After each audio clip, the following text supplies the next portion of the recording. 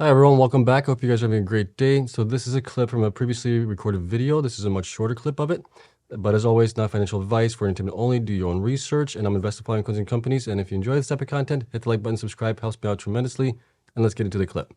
CORZQ announces April 2023 production and operation updates. There's something concerning here with them for the last couple months here. We'll take a look at what that actually is. Okay, their updates are pretty simple here. So we'll just get into it. CORZQ's self-mining operations produced 1,126 Bitcoin in April. So that's also concerning that they're producing less and less Bitcoin. The other thing is their hash rate here we'll take a look at as well. So as of month end, the company operated approximately 142,000 Bitcoin miners, accounting for approximately 73% of its total number of miners and representing a total potential self-mining hash rate of 14.8 exahash. The other 27% is the hosting miners that they have currently for their customers. Okay, so that's kind of what we're dealing with here. Let's take a look at the numbers that I do have for them, and then we'll get into Iris Energy. So CORZQ has about 373 million shares outstanding. We know that they are in bankruptcy proceedings right now.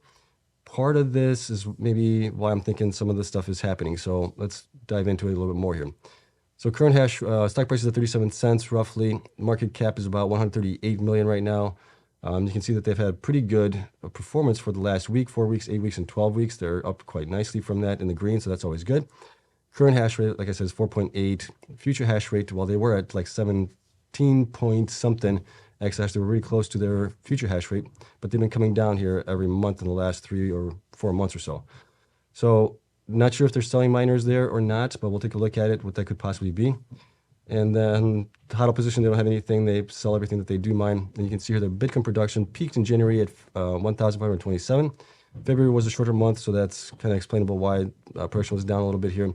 But in March, they were up to 1410, and then they're down to 1126. All right, so a pretty big, sizable downside here. Last time they were this low was back in June, May, and April of last year, potentially going obviously back even further a little bit. They were lower than that. So that's concerning there. And then let me see here. You can see that the monthly difference in mining, way down here, 284 Bitcoins mined less in April than they did in March. Let's see here. What else do we have here? Bitcoins per exahash. Efficiency-wise, not too bad. 76 is still pretty good for them. And then Bitcoin HODL, don't HODL anything now. They had a huge HODL position that they've been selling. Bitcoin sold, you can see that they're selling everything that they mined here recently. And then we can get to their hash rate and revenue. We can see here that they peaked in January with their hash rate at 17 exahash. Then they came down about 300 petahash in February, another 600 petahash in March, and now another 1.3 exahash in April. So my thought, well, I don't know what's going on. There's a couple scenarios that could be driving this. Number one is that they're selling miners, potentially, getting cash for it, but don't know how much they're going to be getting for used miners. So that could be equating to something, but I think it would be a little short-sighted considering that Bitcoin is going up. Why would you sell at that point when Bitcoin is going up unless you have to really sell it? The other possibility is that they are actually trying to pay off some of their debt to creditors, possibly by giving them miners that they would have, possibly, I don't know if this is just my speculation, that the creditors would have for a certain amount of time until they are made whole, whether it's through mining and selling each month or mining and hodling and then selling at the end of a certain period of time, whatever that would be to make them whole. And then at that point, they would get the miners back. I don't know. I don't have the insights to this, but that's kind of the two things that I'm thinking are happening here. One, they're either selling, or two, they're giving it to their creditors to pay off their debt. Okay, that's the only thing I can come up with here. Now, as far as their revenue is concerned, revenue hasn't come back to the previous highs that we had in April of last year. That was at 42.1 million here. And at that point, they were only at 8.9 exahash. Bitcoin was obviously higher at that point as well. It was closer to 30,000, I believe, right at that point. So that kind of explains why they've actually generated more. Bitcoin network hash rate was also lower, so they were generating more at that point.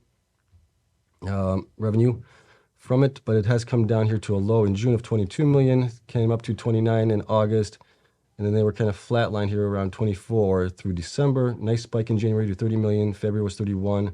March was 35. And now April, they're back down to 32.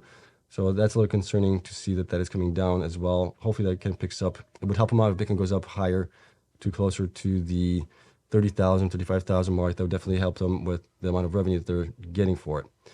Okay, hash rate difference, we talked about that. Bitcoin sold value also, they've been selling about well, on the average, around 28 to 30 million in the last 5 or 6 months or so, on average, to pay off, to pay their debt, to pay operations and things like that.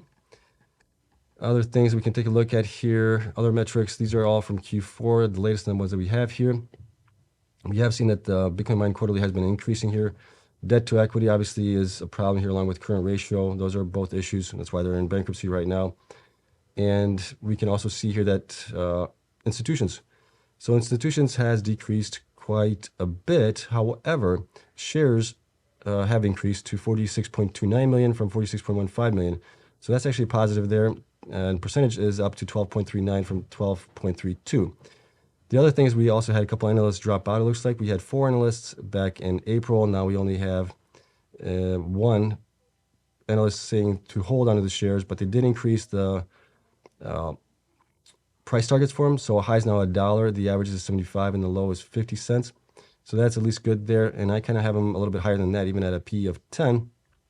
But because they are in bankruptcy, I can see why analysts are a little worried to give them any more than that. So if we go to only a $1, you're looking at a P of 2 right now. I think once they get out of bankruptcy, if they get out of bankruptcy, they could definitely get at least a 10, if not higher. So we're looking at a stock price of $4.84 to $7.26, depending on where they come in at. I mean, right now we're looking at approximately $362 million in revenue for the last 4 quarters. A couple of those quarters are estimates. The other ones are actual numbers here. So we do have 3 quarters that are estimated right now because we just don't have the numbers for them. Actually, we do have the numbers for December. I'll have to update this. And then September was also that. Let's take a look at what the December numbers were really quick while we're at it. While I'm thinking about it, I just noticed it. So let's see, revenues, self-digital mine, asset mining was 74, right? Self-mining, yep. 74,459,000, 74,459,000, so we'll update that. 74,459,000, 74,459,000. Boom, there we go. What is that difference there? How close was I to it? I was off by 1.12%. Pretty good, I'll take it. That's not a big deal. So let's get that updated to the newest numbers that we do have for them for the last 3 quarters, and that way we'll have everything set here for everybody. Actually, I was using the previous 4 quarters or 3 quarters. So now we'll use these over here since we have the latest data on them.